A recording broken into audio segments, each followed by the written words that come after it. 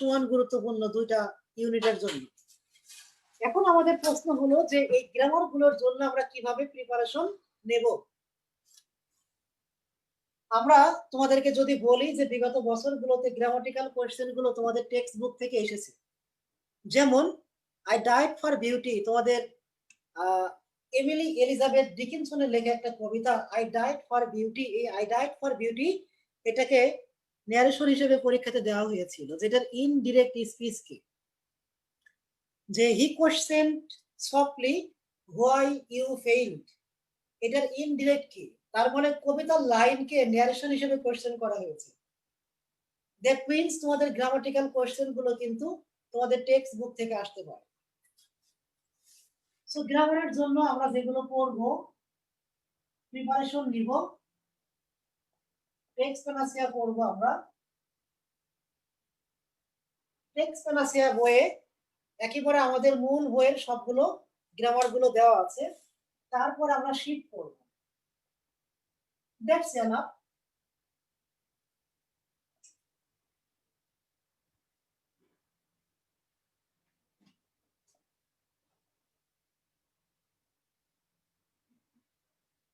ওকে, আমি তোমাদেরকে বলবো যে আমাদের গ্রামাটিক্যাল অংশের প্রস্তুতির জন্য আমাদের ফোকাসের শিট এবং শিক্ষকের লেকচার তোমাদের জন্য শতভাগ যথেষ্ট হবে।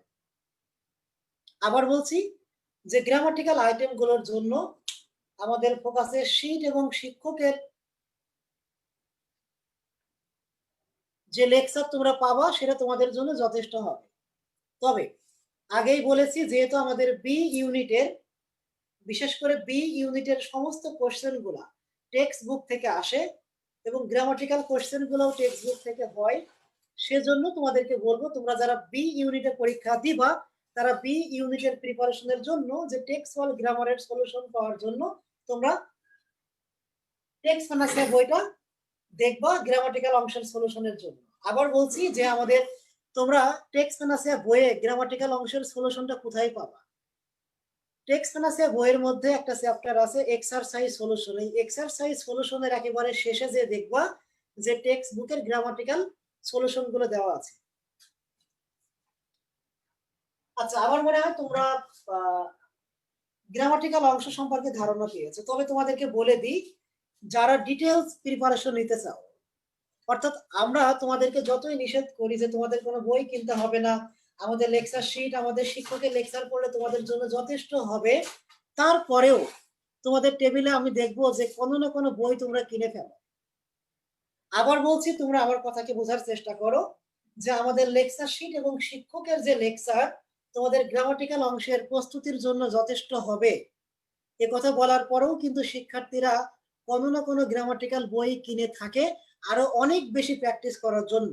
তো তোমরা যারা শিক্ষকের লেকচার এবং ফোকাসের শিটের বাইরে কোনো বই কিনতে চাও, যদি কোনো বই কিনতে চাও অনেক বেশি প্র্যাকটিস করার জন্য, তাহলে আমি সাজেস্ট করছি যে তোমরা তাহলে গ্রামার প্যানাসিয়া বইটা কিনবা।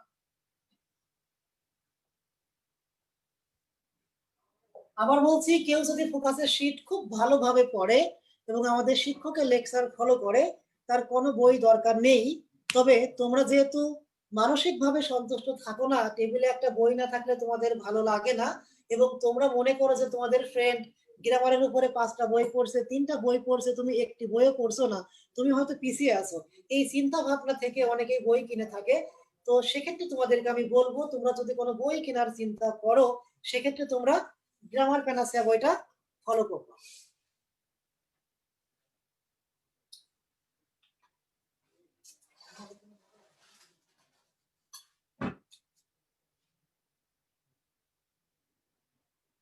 ওকে, সর্বশেষ হচ্ছে প্যাসেজ।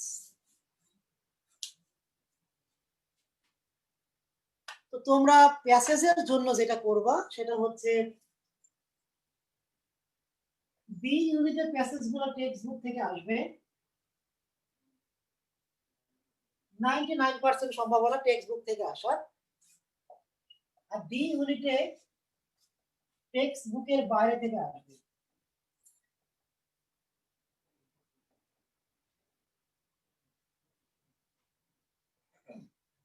আচ্ছা, আবার তোমাদেরকে বলি যে বি ইউনিটে যদি প্যাসেজ পরীক্ষাতে আসে সেক্ষেত্রে টেক্সট বুক থেকে আসবে, আর ডি ইউনিটে টেক্সট বুকের বাইরে থেকে আসবে। তবে যদি 30 নম্বরের এমসিকিউ হয় তাহলে প্যাসেজ আসার সম্ভাবনা 1%, 99% সম্ভাবনা প্যাসেজ আসবে না। আবার বলি, যদি ভর্তি পরীক্ষায় 30 নম্বরের এমসিকিউ হয় তাহলে ভর্তি পরীক্ষাতে প্যাসেজ আসার সম্ভাবনা দেখি না, 99% সম্ভাবনা ভর্তি পরীক্ষাতে কোনো কম্প্রিহেনশন বা প্যাসেজ আসবে না। সো তোমরা সেভাবে গুরুত্ব দিবা। আবার তোমাদেরকে বলি যে 30 নম্বরের অর্থাৎ যদি ইংরেজিতে 10 নম্বরের এমসিকিউ আসে কিংবা 15 নম্বরের এমসিকিউ আসে অথবা 20 নম্বরের এমসিকিউ আসে, সেক্ষেত্রে প্যাসেজ আসার সম্ভাবনা নেই বললেই চলে। তোমাদের জন্য প্যাসেজ খুব একটা গুরুত্বপূর্ণ নয়, আমি বলবো প্যাসেজ না আসার সম্ভাবনা 99%। এজন্য প্যাসেজ নিয়ে খুব বেশি মাতামাতি করার দরকার নেই। তারপরে আমি তোমাদেরকে বলি যে প্যাসেজ থেকে কোন ধরনের কোশ্চেন হয়। টাইটেল আসে একটি, টাইটেল হচ্ছে শিরোনাম।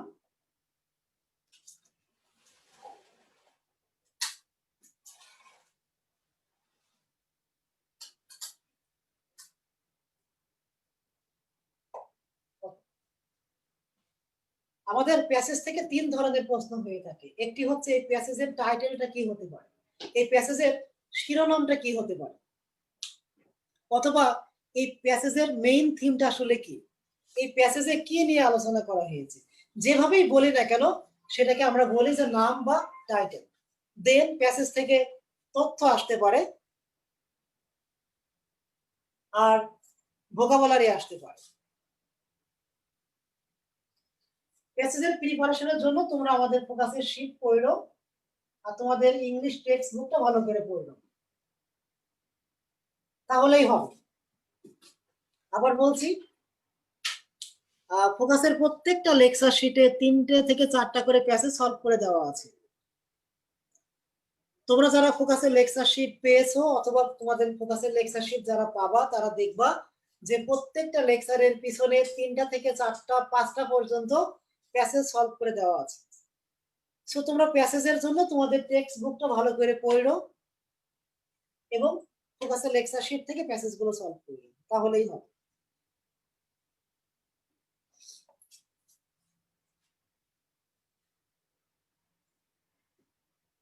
আমি এতক্ষণ পর্যন্ত যে কথাগুলো বললাম সেগুলো একটু সামারি করি। সেটা হচ্ছে যে আমাদের ভর্তি পরীক্ষাটা 2টা অংশে বিভক্ত, একটা হচ্ছে এমসিকিউ পার্ট এবং একটি হচ্ছে লিখিত পার্ট। এমসিকিউ পার্টে 4টি অংশ থেকে কোশ্চেন হয়ে থাকে, টেক্সট বুক, গ্রামার, ভোকাবুলারি এবং প্যাসেজ। টেক্সট বুক থেকে কোন ধরনের কোশ্চেন হতে পারে, কিভাবে পড়বো আমরা বলেছি। মেমোরাইজিং পার্ট তথা ভোকাবুলারি থেকে কোন ধরনের কোশ্চেন হতে পারে, কোত্থেকে পড়বো সেটাও তোমাদেরকে বলেছি। গ্রামার থেকে কোন কোন আইটেমগুলো গুরুত্বপূর্ণ, কোন কোন আইটেমগুলো আমরা পড়বো এবং কিভাবে প্রিপারেশন নেবো সেটাও তোমাদেরকে আমি বলেছি। এবং সর্বশেষ প্যাসেজ থেকে কোন ধরনের কোশ্চেন হতে পারে, প্যাসেজ কোন কোন জায়গা থেকে আসতে পারে, প্যাসেজ আসার সম্ভাবনা কতটুকু, কতটুকু গুরুত্বপূর্ণ, সবগুলো তোমাদেরকে বলা হয়েছে। আর বি এবং ডি ইউনিটের জন্য একই সিলেবাস, একই পড়াশোনা, সবকিছু সেম। শুধু যারা ডি ইউনিটে পরীক্ষা দেব তারা টেক্সট বুকটাকে একটু কম গুরুত্ব দিবা। এমসিকিউ অংশ নিয়ে তোমাদের যদি কোনো কোশ্চেন থাকে তাহলে বলতে পারো, চ্যাট অপশনে লিখতে পারো। আমরা এমসিকিউ অংশের আলোচনা শেষ করব, এখন আমরা লিখিত অংশের আলোচনা করব।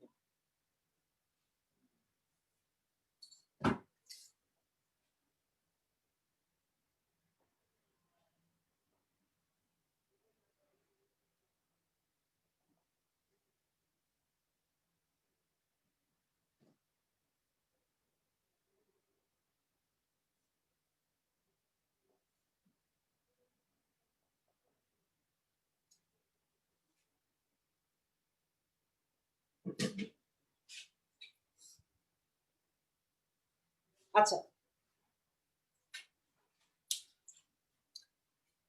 লিখিত অংশের কোশ্চেন গুলো তোমাদের টেক্সট বুক থেকে হবে। বি ইউনিট হোক আর ডি ইউনিট হোক, তোমাদের টেক্সট বুক থেকে কোশ্চেন গুলো হবে। আমি শুরুতেই তোমাদেরকে বলেছি, তোমরা যদি বাংলা মূল বই এবং ইংরেজি মূল বইটা একেবারে ব্লেন্ডারের মধ্যে দিয়ে জুস বানিয়ে খেয়ে ফেলতে পারো, তাহলে তোমাদের মোটামুটি অ্যাডমিশন পরীক্ষাতে চান্স পাওয়াটা নিশ্চিত হয়ে যাবে।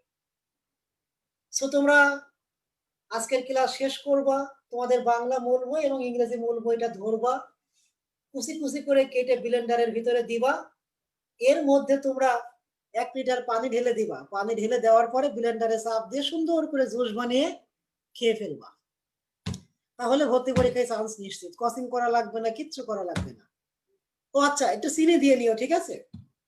একটু চিনি দিয়ে নিও, তাহলে টেস্ট হবে মোটামুটি।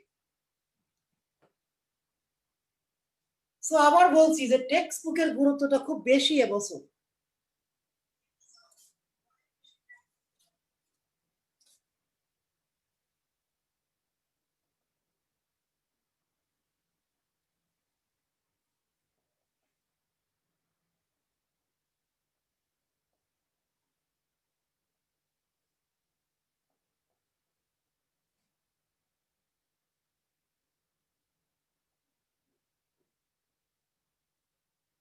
এই হচ্ছে তোমাদের লিখিত পরীক্ষার সিলেবাস।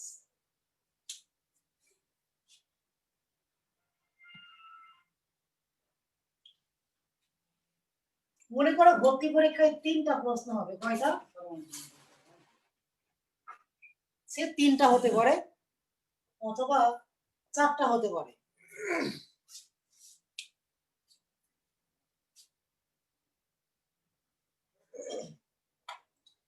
তো একটা প্যারাগ্রাফ আসবে, এটা শতভাগ শিওর, 100% শিওর একটা প্যারাগ্রাফ আসবে।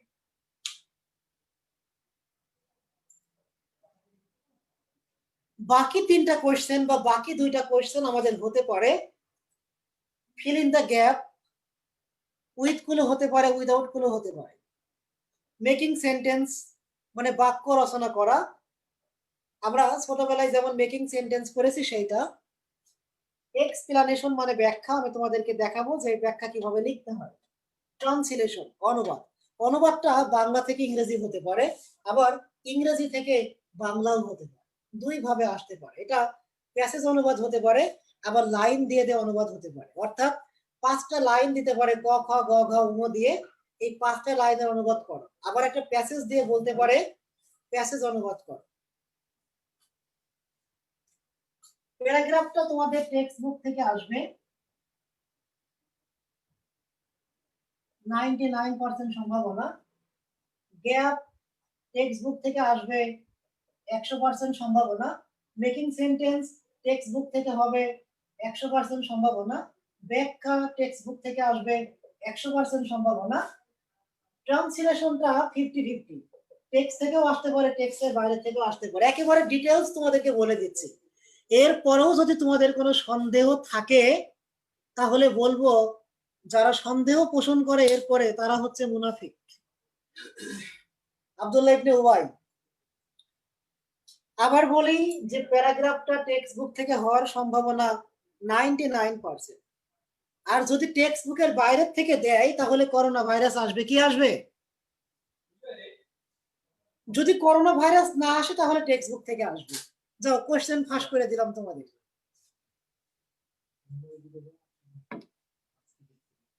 টেক্সট বুক থেকে আসবে 99% সম্ভাবনা, শুধু করোনা ভাইরাসের জন্য আমরা 1% সম্ভাবনা রেখে দিয়েছি। সো তোমাদের প্যারাগ্রাফটা আমি বলে দিলাম। আর তোমাদের টেক্সট বুক থেকে যে প্যারাগ্রাফ গুলো আসবে তার মধ্যে সব থেকে গুরুত্বপূর্ণ হলো ডায়াসপোরা, ফুড, অ্যাডাল্টারেশন, ফক মিউজিক। আবার বলি, ডায়াসপোরা, ফক মিউজিক, ফুড, অ্যাডাল্টারেশন। তো তোমরা তোমাদের টেক্সচুয়াল প্যারাগ্রাফ গুলোর সলিউশনটা আমাদের ফোকাসের লেকচার শিটে পাবা, টেক্সট প্যানাসিয়া বইয়েও পাবা।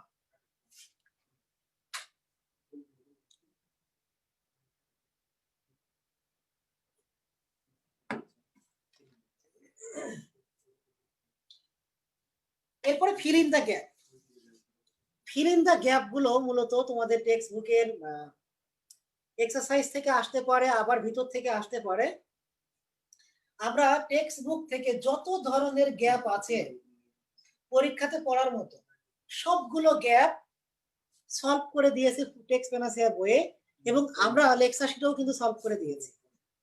তোমাদেরকে মোটামুটি নিশ্চয়তা দেওয়া যায় যে তোমরা যদি ফোকাসের লেকচার শিট এবং টেক্সট প্যানাসিয়াটা পড়ো, তোমরা প্যারাগ্রাফ হুবহু কমন পাবা, গ্যাপ হুবহু কমন পাবা, মেকিং সেন্টেন্স হুবহু কমন পাবা।